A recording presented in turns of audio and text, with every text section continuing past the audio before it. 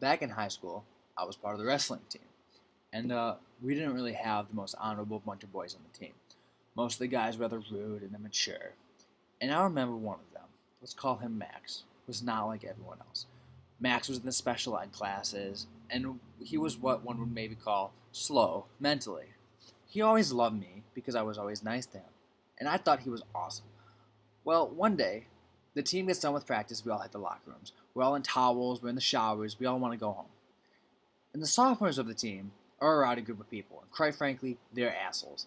They're mostly the reasons to why I didn't like my team. They brought dishonor to it. They'll pick on anyone they can. Well, because Max is a little slow, he can be taken advantage of quite easily. And man, those boys harped on him this particular day. They do make him do weird things, such as taste shampoo, harass the older wrestlers in the shower, and other disgusting things. They'd manipulate him, and not knowing any better, he'd go along with it. Now, I love Max. He's a nice boy, and he adores me. But I didn't do anything. I hated the team. I wanted no part in their immature antics. Someone would look at this and think it's just bullying, but it's more than that.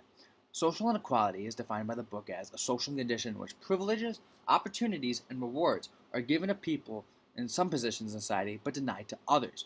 What was going on with Max is discrimination, which is a form of social inequality. Discrimination is defined by the book as differential treatment and harmful actions against minorities. Mental retardation is a minority. Not a whole lot of people in the general population have it, thus making it a minority. Given this information, these harmful actions from the team to Max is a social inequality. Max lacked what you would call power. Power is defined as the ability of a person or group to realize its own will in groups. And because of who he was, he did not have the ability to recognize that he had the power to stop what these boys were doing. He was not able to pick up on the cruelness aspect of what the sophomores were actually doing to him. He could not understand it was wrong, unlike any of us, who could understand and saw it was wrong, but none of us who realized it was wrong came to help. We all just ignored it. One would think that discrimination like this to those with special needs would stop, but it's not that simple. This is due to what's called the normalization of inequality. Normalization of inequality is a process in which ideas and actions of a dominant group in society are seen as acceptable and natural. Discrimination against those with special needs has become normalized the tools of aggression such as stigma and prejudice. For one, there's a clear stigma surrounding kids with special needs.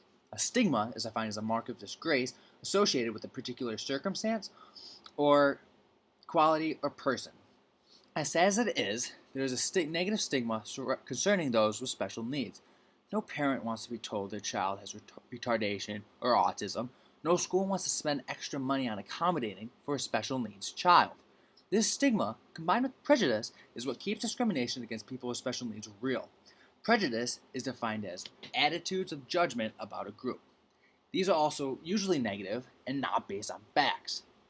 Most people cannot relate to the mind of one with special needs, so they judge, often negatively. This is sad to hear, but it's true. I've seen prejudice and discrimination very much alive in my experiences growing up, as someone who has a high-functioning form of autism myself. It's not fun to see. Looking back, there was more I could have done for Max. I had the ability to speak up and disparage the kids manipulating Max, but I didn't do anything. I had all the freedom in the world to do something, to tell someone like a coach or an adult, but I didn't. I had the agency to do something.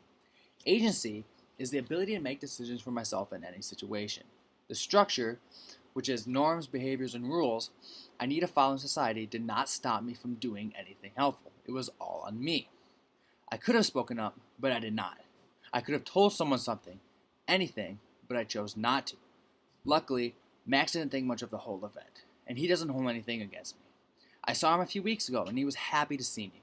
But regardless of the present, to this day, the memory still sticks with me. And gee, I really wish I did something, because he did not deserve